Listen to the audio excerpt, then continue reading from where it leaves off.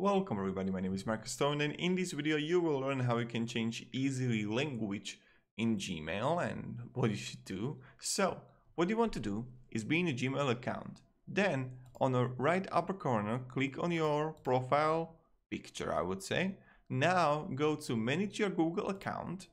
When you click on it, then you have a data and personalization. Click on that, and when you're gonna down, you have general performance for the web, language, English, United States. What you want to do is click on it, and then you can choose whatever language you want. So this is how you can change language in Gmail. And that's kind of it.